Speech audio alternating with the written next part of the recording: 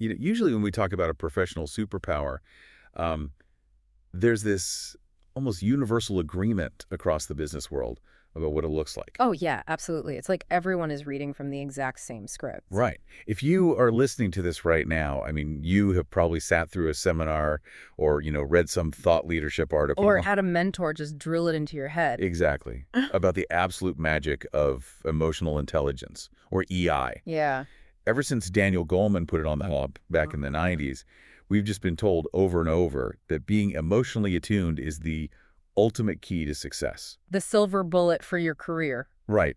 The narrative is that it drives your leadership capabilities, it builds team cohesion, it helps you read the room during a tense negotiation. It's positioned as the gold standard for the modern professional.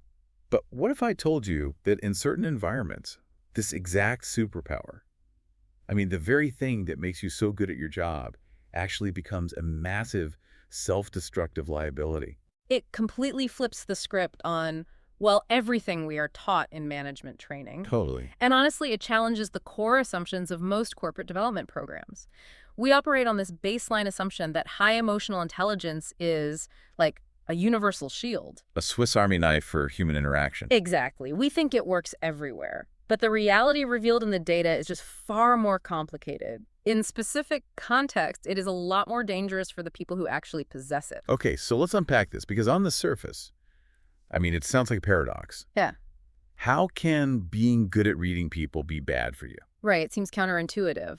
So imagine you're driving a finely tuned Formula One car on a smooth, perfect racetrack. That car's extreme sensitivity to every tiny input from the driver is exactly what makes it brilliant. It's what wins the championships. The engineering relies on that hyper-responsiveness. Its ability to read the absolute slightest variation in the road. But if you take that exact same car with all its hypersensitive steering and finely calibrated suspension, and you try to drive it down like a neglected city road filled with jagged potholes and broken glass, It just destroys it. that extreme sensitivity is exactly what tears the car apart. The terrain weaponizes the car's best features against it. The suspension shatters because, well, it feels too much. That analogy captures the mechanics of this perfectly. The sensitivity itself becomes the mechanism of destruction when the environment changes. Wow. And today, we are going to look really closely at some incredibly revealing research by Dr. Jonathan H. Westover. He studies exactly this phenomenon. Okay, what does he find? He looks at how highly emotionally attuned professionals become disproportionately vulnerable when they are dropped into toxic, dysfunctional organizations. We're going to explore the neurobiology of workplace stress, the hidden financial costs, and, the real-world frameworks to fix it. Because we aren't just talking about having a frustrating day at the office, right? No, not at all. We aren't talking about dealing with a micromanager for an afternoon. We are talking about a clinical phenomenon known as compassion fatigue. See, when I hear the term compassion fatigue, my brain immediately goes to environments of, like, extreme acute trauma. Sure, that makes sense. I think of emergency room doctors operating on a multi-car pileup, or trauma therapists or social workers, people dealing with literal life and death crises. It feels very much like a medical term. Well, it originated as one. The researcher Charles Figley documented this clinical phenomenon extensively back in 2002. Okay. He defined it as the gradual erosion of a person's empathic capacity through chronic, unrelenting exposure to the distress of others. Like a literal draining of their emotional reservoir. Exactly. But what Dr. Westover's research brings to light is a massive shift in where this is happening now. This exact same clinical depletion is silently destroying workers in ostensibly normal corporate jobs in 2025. Wait, so the emotionally intelligent employee working in, I don't know, marketing or HR or software development faces that same physiological drain? Yes, the exact same psychological and physiological drain. But the difference is the ER doctor has an institutional understanding of their burnout. The system recognizes it. Right. They know it's part of the job hazard. Exactly. But the corporate employee, they get absolutely none of the clinical recognition or institutional support that a traditional trauma worker might receive. They're just expected to power through it. To just drink more coffee and answer the emails. Basically, yes. So, to understand why these high EI employees are suffering this acute depletion, we really need to define the terrain. We have to look at that pothole-ridden road. We do. Because if you spend 5 minutes on LinkedIn right now, the word toxic gets thrown around for everything. Yeah. A tight deadline, toxic. Yeah. A boss asking you to revise a report, toxic. Right. It loses its meaning. So how do we draw a firm line between a normal stressful quarter and a genuinely toxic culture? Precision matters immensely here because, like you said, if everything is toxic, nothing is. All organizations have friction. If you have a business, you will have resource constraints, strategic uncertainty, and interpersonal disagreements. Those are just normal features of human collaboration. They do not inherently equal toxicity. So what does? According to research by Applebaum and Roy Gerard, what separates a merely difficult environment from a truly toxic one is the systematic erosion of psychological safety. Okay, combined with what? Combined with normalized patterns of interpersonal harm. It's not about the work being hard, It's about a structural dysfunction in how humans are treated while doing the work. So what are the actual red flags? If I am listening to this and evaluating my own workplace, what are the specific markers we should be looking for that cross that line into pathological? The research identifies 3 very consistent structural markers. The first is persistent incivility, which was heavily studied by Pearson and colleagues. Persistent incivility, so like yelling. We actually need to differentiate this from overt aggression. We aren't necessarily talking about a boss screaming in a boardroom or throwing a chair. Yeah, we are talking about low intensity but chronic disrespect. It's the subtle discourtesies. Like what? The constant interrupting.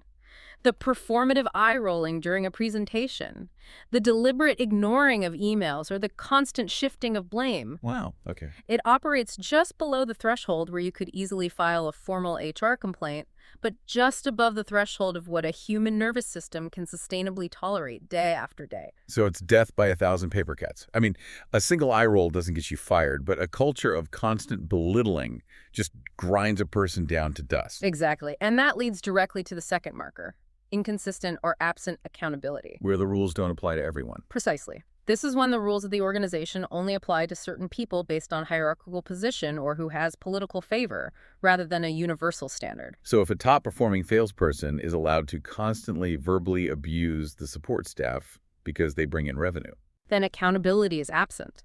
And it tells the entire organization that the stated values are a complete lie, and that power is the only actual metric. which breeds incredible cynicism.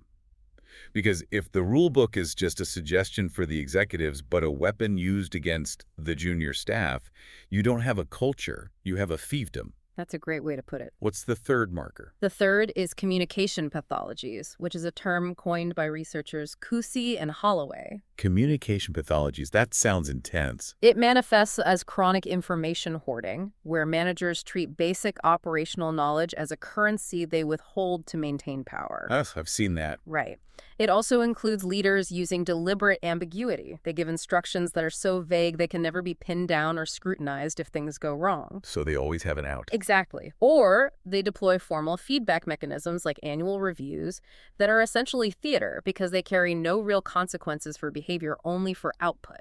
Okay, so when you combine all 3 of those, chronic incivility, rules that only apply to the powerless, and weaponized communication, it creates a very specific atmosphere. It generates what organizational scholars like Kish Geffart and her colleagues call climates of fear. Climates of fear. Yes, the environment itself becomes threatening. I'm going to push back on that phrasing a little bit, just on behalf of anyone listening who might be skeptical. Yeah, go ahead. Because if you walk through a typical, heavily structured corporate office, fluorescent lights, cubicles, people drinking coffee, no one is walking around physically shaking. You don't see people cowering under their desks or whispering, "I'm terrified." No, you don't. It looks incredibly mundane. So what does this fear actually look like in practice? How does it manifest if not as overt panic? Well, the mundane nature of it is what makes it so insidious. The fear operates largely beneath conscious awareness. So it's subtle. Very. It isn't the acute fear of someone holding a physical weapon. It's an ambient structural anxiety.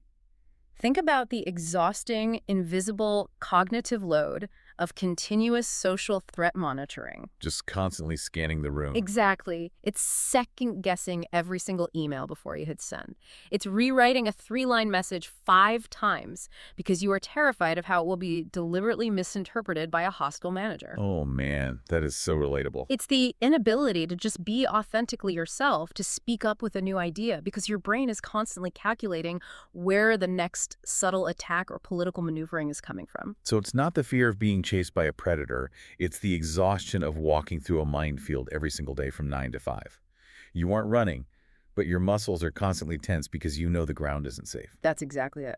And that tension, that ambient anxiety, connects the psychological experience of fear directly to the physical body, which shifts our conversation to the actual biology of what makes these environments so damaging. We have to look at the biology. Because if you are listening to this and feeling exhausted by your workplace, the research shows this isn't just in your head. It is entirely physiological. Specifically, there is landmark research by Eisenberger and Lieberman from 2004 that really revolutionized how we understand this. What did they do?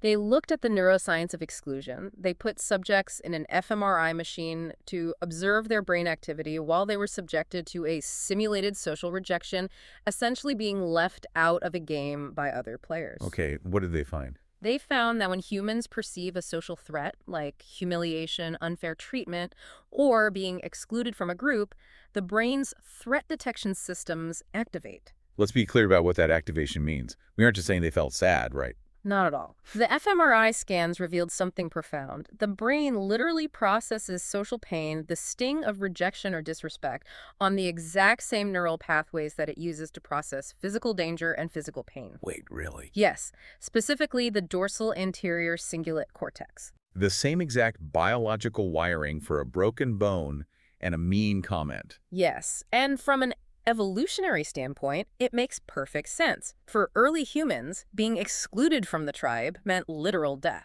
You couldn't survive alone. So the brain evolved to treat social exclusion as a life or death physical threat. Exactly, to force you to correct your behavior and get back into the safety of the group.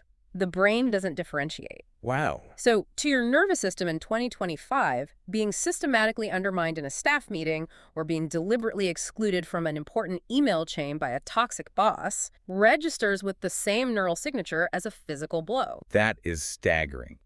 If social pain equals physical pain in the brain, it completely changes how we should view toxic workplaces. It's not just a bad vibe, it's an environment inflicting continuous neurological trauma. It's physical damage. So, returning to our core question, how does this specifically target the highly emotionally intelligent person? Because I'm struggling with a paradox here. Okay, what's the paradox? If emotional intelligence is the ability to read the room, understand interpersonal dynamics, and navigate relationships smoothly, shouldn't high EI people be the best equipped to handle a toxic boss? Shouldn't their empathy and awareness act like armor? Why are they the ones getting crushed? That is the logical assumption most people make, but the neurobiology reveals the exact opposite. The sensitivity is the vulnerability. How so? Individuals with greater emotional sensitivity, those with high EI, show far stronger neurological responses to this social pain because they are highly attuned to microexpressions, tone of voice, slight shifts in body language. Their threat detection systems are just receiving exponentially more data than a coworker with low EI. Exactly. Their radar is incredibly powerful.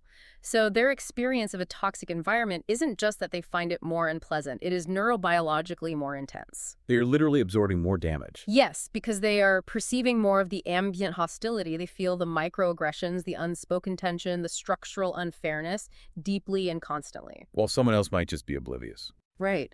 Their nervous system is sounding the alarm bells at maximum volume, while others might barely hear a hum. That brings up a really confusing contradiction in how these people navigate their careers.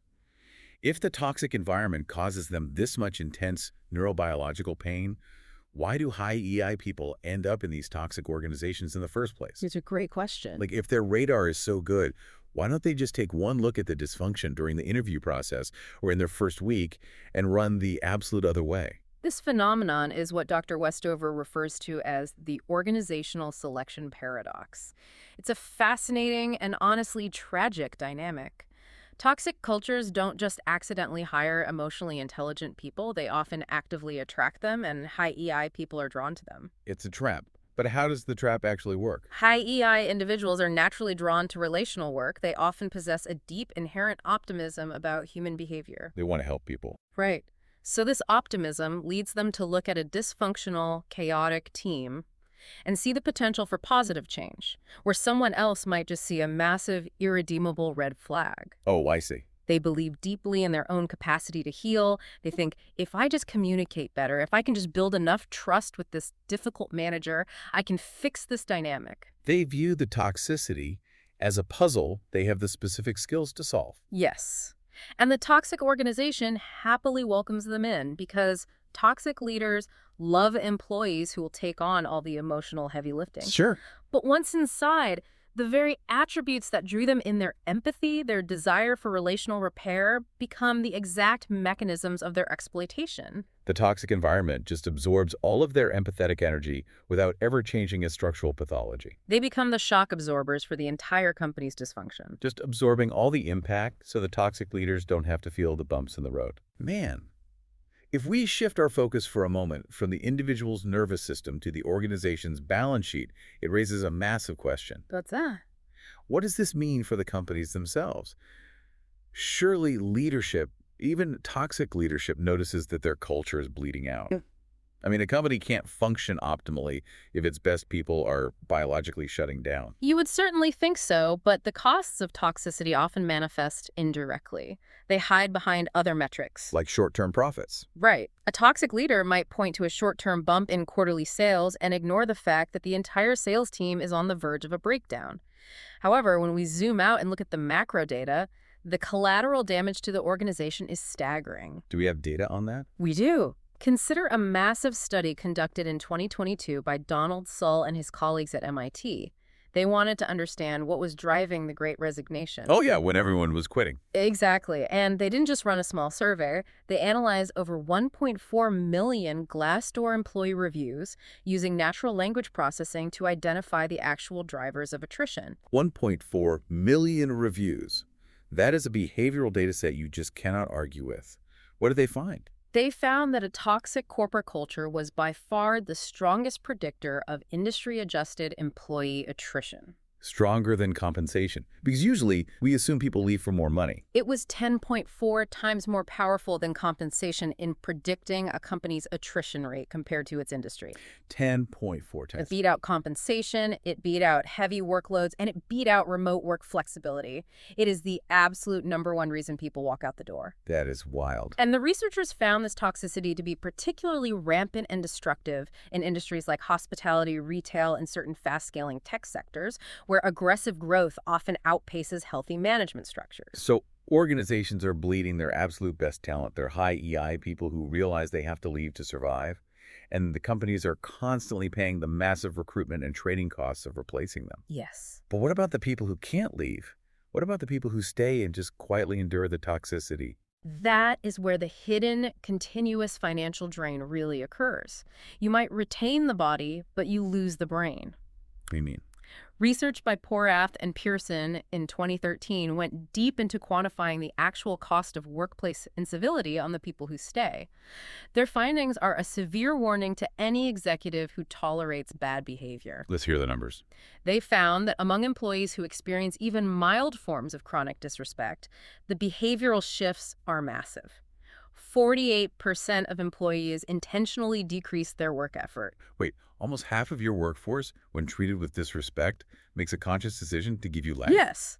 And 47% intentionally decreased their time at work. 38% intentionally decreased the quality of their work. How does that intentional decrease actually look on a Tuesday afternoon? It looks like the employee who knows the project is flawed but chooses not to speak up, thinking, why should I stick my neck out just to get yelled at? Let it fail. It looks like the employee who used to stay until 5:30 to perfect a presentation, now logging off at 4:59 p.m. exactly, leaving the work mediocre. It's the mental checkout. So it's quiet quitting before quiet quitting was a term. Exactly. Furthermore, the study found that 66% reported an overall decline in their performance, and 78% said their commitment to the organization declined. It's like having a slow leak in a tire. The car is still moving, it looks totally fine from a distance, and the driver might think they are making great time. But the performance is quietly bleeding out every single mile. That's a perfect analogy. The handling is getting worse, the fuel efficiency is dropping, and the driver won't realize it until they try to make a sharp turn and completely lose control. And that loss of control is most evident in how toxicity fundamentally kills innovation. How so? This connects directly to Amy Edmondson's classic 1999 research on psychological safety. She demonstrated that for a team to innovate, people require psychological safety to take the interpersonal risks that drive creativity. If you are going to propose a wild new idea, or admit a mistake in a process, or ask a question that might sound naive but actually uncovers a massive blind spot, you need to feel secure that you won't be punished for speaking up. And in a toxic culture, where asking a naive question gets you ridiculed in front of your peers, or where proposing a new idea makes you a political target for a manager who feels threatened, people are just going to keep their mouths shut. They have to. The survival instinct overrides the creative instinct. Wow. Employees rationally self-censor. It is the most logical thing they can do to protect themselves. But organizationally, this causes what researchers call the ossification of organizational thinking. The ossification. The company's brain turns to bone because only safe, conventional, uncreative ideas can survive the interpersonal gauntlet of a toxic review process. Anything truly innovative is killed in its infancy by the hostile environment. The company loses its ability to adapt. And I have to imagine this toxicity doesn't just stay neatly contained within the walls of the corporate office. No, it always leaks out. Right. If the internal culture is rotting, it has to eventually impact the people buying the product or the service. You can't hide it forever. You can't.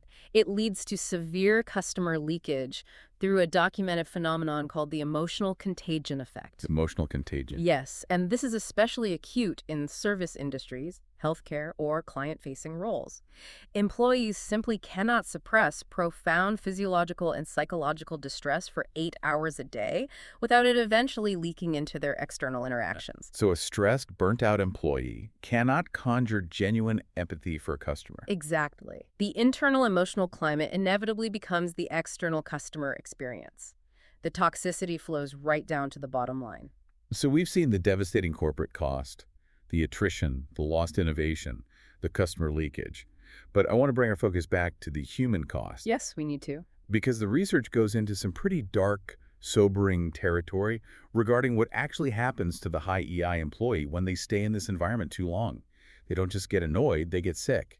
The personal toll is severe and it's highly measurable. The physical and mental health consequences have been extensively documented. What are the effects? Researchers like Howe and colleagues in 2019 studied the long-term effects of workplace bullying and toxicity, and they found significantly elevated rates of clinical depression, severe anxiety disorders, and even post-traumatic stress symptoms among those exposed to chronic toxic behavior. Let that sink in. PTSD symptoms from a corporate job.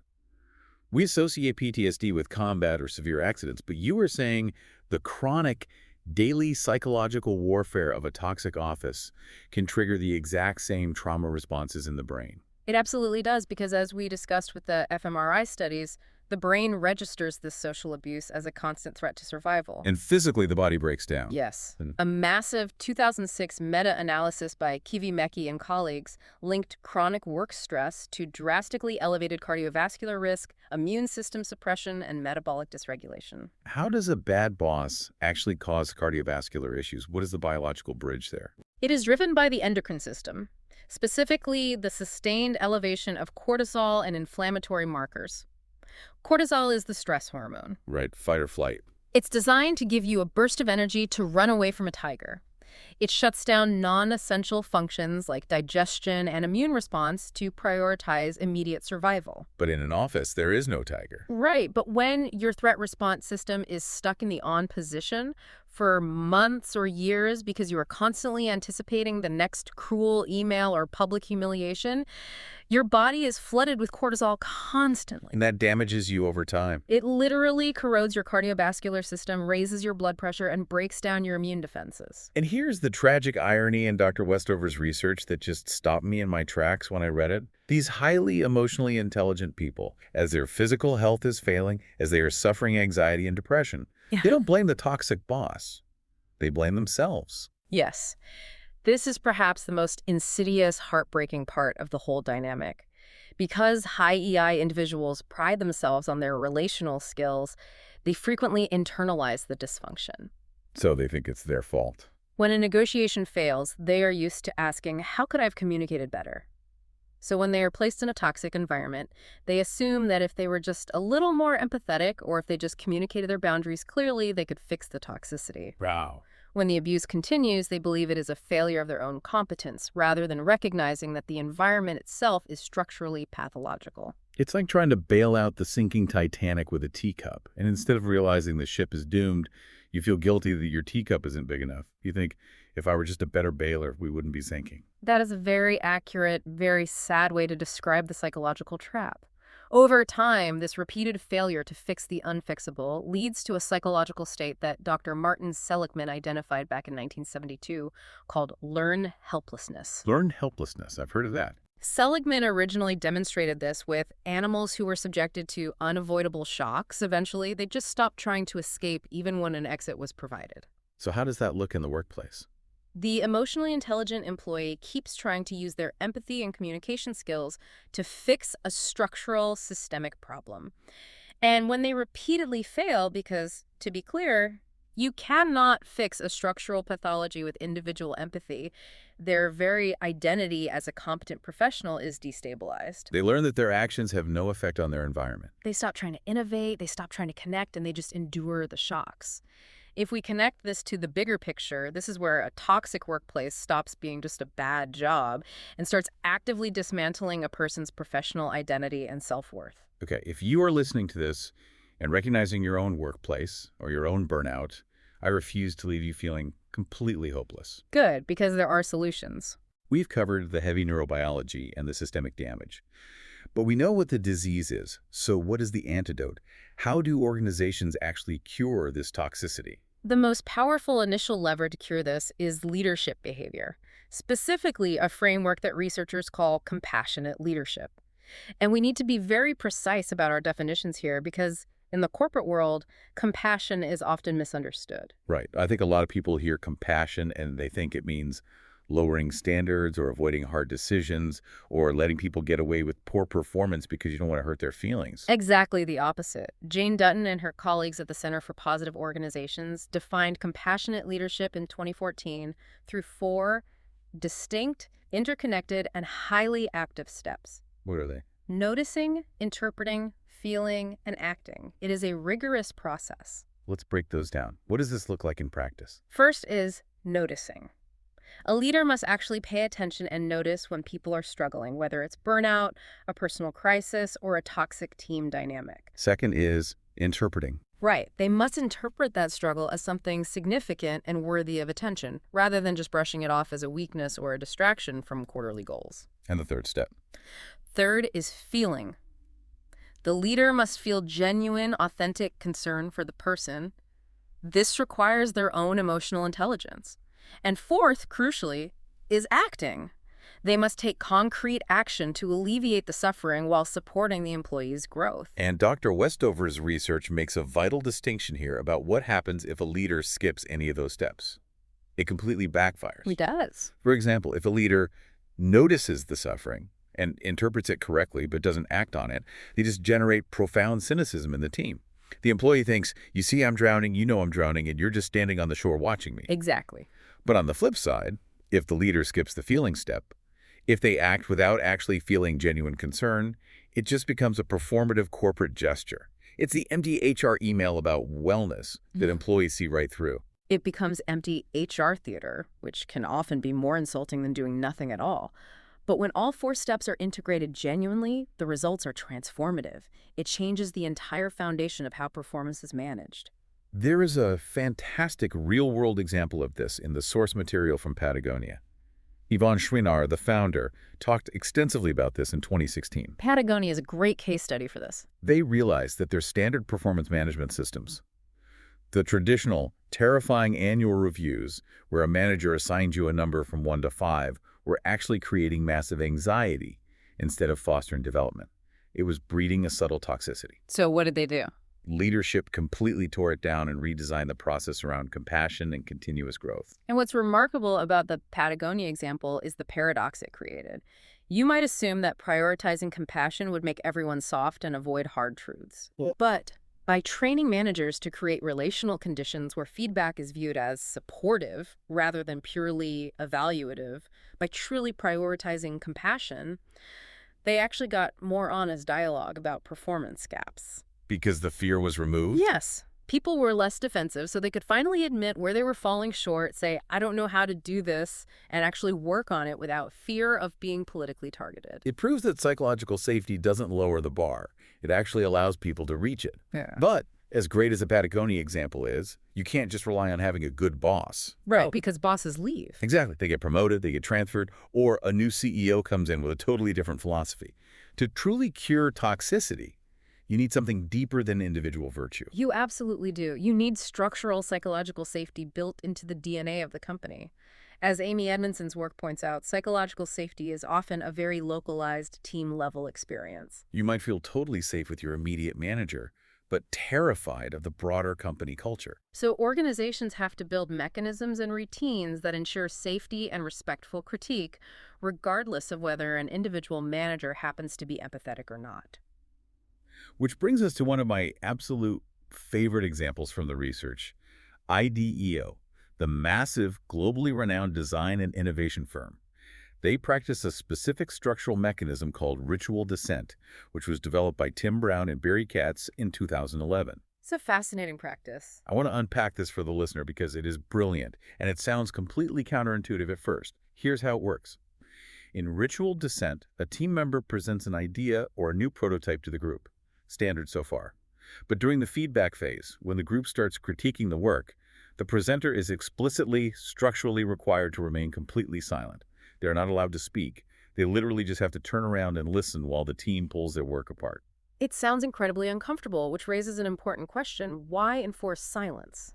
What is the structural purpose of making the presenter mute? Right, because my first instinct is that silence would make the presenter feel attacked and defensive. But it deliberately inverts the typical toxic power dynamics of a critique. Yeah. When the presenter cannot speak, they cannot defensively argue back. Oh, that makes sense. They can't make excuses or try to dominate the conversation to protect their ego. They are forced into a posture of pure listening. And the critics. Simultaneously, the critics are given explicit structural permission to be totally honest, knowing they won't be interrupted or immediately argued with. It separates the critique of the work from the ego of the creator. It makes rigorous, intense critique a safe, routine, structural practice rather than a personal attack. And over time, doing that repeatedly builds massive interpersonal resilience. You learn that your ideas can be torn apart, but you are still safe. That's a fantastic tool for building a healthy new culture from scratch. It really is. But that begs a very practical question for anyone listening right now who might be thinking, that's great for a design firm, but my company is a disaster right now. What if you're in an actively burning building? How do you put out existing toxicity? How do you protect the highly sensitive people while the fire is still raging? That requires immediate active interventions, not just long-term cultural planning. First, organizations need to actually understand who is most at risk in the fire. Who is that? Research by Aaron and Aaron in 1997 on sensory processing sensitivity is crucial here. They found that about 20% of the population possesses a nervous system that processes social, emotional, and sensory stimuli much more deeply. Highly emotionally intelligent people overlap heavily with this group. So roughly 1 in 5 of your employees are literally taking in more emotional data per second than everyone else in the room. Yes. So in an actively toxic environment or during a massive corporate crisis like layoffs or a hostile merger, organizations must offer these individuals explicit acknowledgement. Just validating their experience. Sometimes just validating that their emotional attunement is real, that they aren't crazy, and acknowledging that the environment is currently taxing is a massive relief. Beyond that, leadership needs to provide training in boundary setting skills. Teaching these high EI employees how to differentiate their own emotions from the dysfunction swirling around them. Yes, and offer robust recovery resources. There is an amazing example of this concept applied in a high-stakes life-or-death environment, the Cleveland Clinic. They developed a rapid response support system called Code Lavender, which was documented by Goldhagen and colleagues in 2015. The clinical environment is naturally a place of intense emotional distress. Healthcare workers inevitably experience compassion fatigue due to the sheer volume of suffering they witness. Code Lavender is a brilliant rapid intervention. How did it work? When caregivers face a traumatic event, perhaps losing a patient after a long surgery, a code lavender is called. A specialized team is immediately dispatched to provide trained peer support, guided meditation, hydration, nutrition, and immediate emotional triage for the staff. It acknowledges that emotional trauma is a workplace injury that requires immediate treatment. Exactly. And while obviously corporate accounting or software engineering isn't the ER, nobody is physically dying in a marketing meeting. The core mindset of Code Lavender completely translates. Extrapolate that for a second. It's a powerful thought experiment. Imagine if a corporate environment actually acknowledged the immense emotional labor required to deal with a toxic client for 6 months or to navigate a brutal round of layoffs. Imagine if instead of just telling people to push through it and get back to their inbox, the company provided structured, immediate recovery resources. It would completely change the retention rates of high EI talent because it would signal that the organization values their emotional capacity enough to protect it. However, supporting the victims of the fire isn't enough. You also have to stop the arsonists. Right. When you are intervening in active toxicity, you have to break the cycle of performative HR responses that protect bad actors. The research points to the 2017 crisis at Uber as the prime public example of how to intervene at the highest level. When widespread cultural dysfunction, systemic harassment, and retaliation were exposed at Uber, they were in a full-blown existential crisis. And importantly, they didn't just have their internal HR department send out a memo about respect in the workplace. They couldn't, because internal systems are often compromised, powerless against executives, or actively complicit in sustaining the toxicity. Internal HR is often built to protect the company from liability, not to dismantle toxic power structures. What did they do? To actually cure the toxicity, Uber had to bring in an entirely independent party in this case, former U.S. Attorney General Eric Holder. He and his firm conducted an unsparing external investigation and produced the Holder Report, which delivered 47 specific structural recommendations. And the crucial part of that intervention wasn't just the investigation, it was that Uber's board committed to implementing these recommendations publicly and transparently. It wasn't swept under the rug in a confidential board meeting. They took real action. They fired top executives. They restructured reporting lines. It established real, undeniable senior leader accountability. Because when senior leaders are exempt from the rules, it signals to the entire company that the toxicity is actually tolerated. Precisely. Surface-level responses only address the symptoms. Bringing in an external heavyweight like Holder, who cannot be fired or intimidated by a toxic CEO, was a systemic response. It disrupted the underlying power dynamics that were sustaining the dysfunction. So, assuming you managed to put out the fire, you support your high EI people with recovery resources, and you get rid of the bad actors holding the company hostage. How do you synthesize all of this to ensure the toxicity doesn't just grow back like a weed the moment you start paying attention? How do you maintain the cure? Yeah, how does an organization build a long-term immune system? Organizations have to build what researchers refer to as cultural antibodies, and the foundation of that immunity is what Detton and Heffy call relational infrastructure. In 2003, they found that organizations that foster high-quality connections are significantly more resilient to stress and toxicity. Let's clarify what a high-quality connection means in a corporate setting. Because this isn't about forcing everyone to be best friends, right? It doesn't mean mandatory trust falls or forced happy hours after work. No, forced socialization often breeds resentment. Relational infrastructure is about designing the organization, its processes, its meetings, and even its physical spaces so that brief, respectful, mutually engaging interactions happen frequently and naturally. Like what kind of interactions? It is those micro-interactions, a genuine thank you, a quick collaborative brainstorm, a respectful debate that builds a baseline of trust over time. Which brings up the fascinating architectural choices of Pixar, as detailed by their co-founder Ed Catmull. When Pixar was building their new headquarters, Steve Jobs heavily influenced the design. They built this massive, cavernous and central atrium, right? And they deliberately placed the most important daily destinations. The mailboxes, the main cafeteria, the best coffee shop, and the main meeting rooms, right in the middle of this atrium. They forced everyone, the animators, the accountants, the executives, the computer scientists, to cross paths in this central hub multiple times a day. That physical architectural choice is a perfect example of relational infrastructure. It forced unplanned, cross-functional interactions. It literally built the opportunity for high-quality connections into the floor plan of the building. And what was the result? The internal research showed that cross-functional collaboration and trust skyrocketed. Why? Because people actually knew and trusted each other as human beings. They had chatted in line for coffee long before they ever had to sit in a room and solve a high-stakes production crisis together. It's engineering serendipity to build trust. Another powerful structural antibody against toxicity is distributed leadership. Yes. Traditional corporate hierarchies concentrate all the cultural power and authority in a few formal leaders at the top. This creates a massive single point of failure. Because if a department head is toxic, the whole department rots, and the employees have no recourse. Exactly. Gary Hamel's research on W.L. Gore and Associates, the innovative company that makes Gore-Tex and medical devices, shows a completely different, highly resilient model. Yeah, let's look at W.L. Gore, because their structure is wild to anyone used to a traditional org chart. It's deliberately fluid and flat. From what I understand, when you join as an associate, you aren't assigned a permanent boss who dictates your career. That is correct. They operate on a lattice structure, not a ladder. Associates actually get to choose what teams they join and, crucially, who they want to follow based on who they respect and who demonstrates genuine leadership capability. Wait, they choose their leader. Leaders emerge based on their ability to attract a team, not based on a title granted by an executive. Think about the natural automatic correction mechanism that creates against toxicity. If an individual at W.L. Gore starts exhibiting toxic, destructive, or abusive behavior, they don't have to be formally fired by HR after a 6-month investigation. No, they don't. They simply lose all their followers.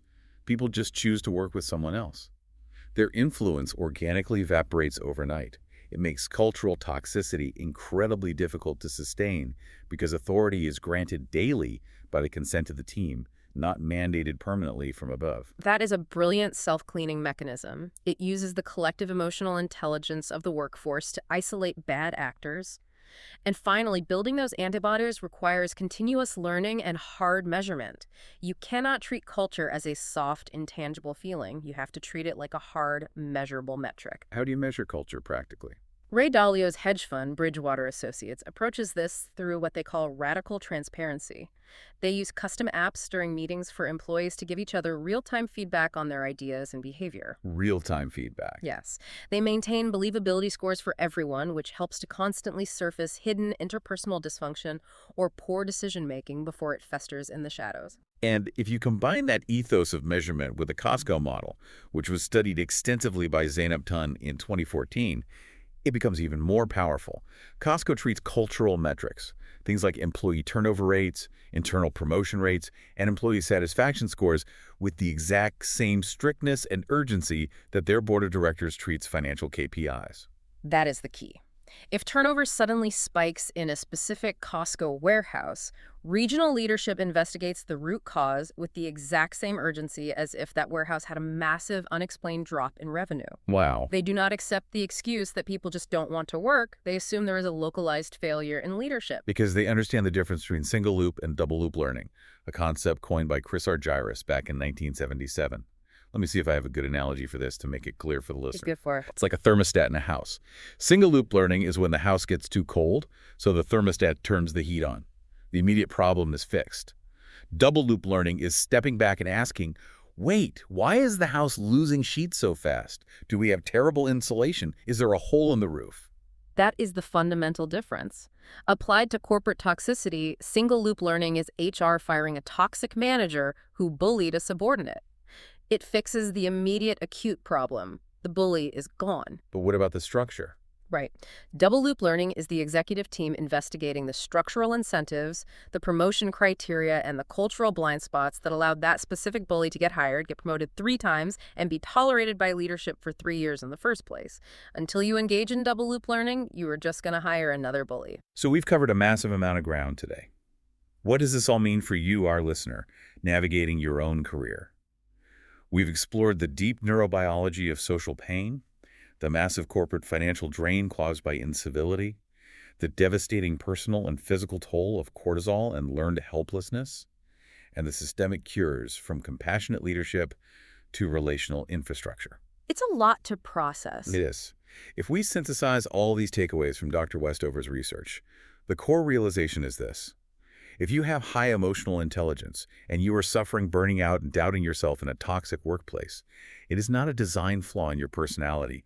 Your empathy is not broken. No, it isn't. What you are experiencing is a highly predictable, biologically appropriate nervous system response to a pathological environment.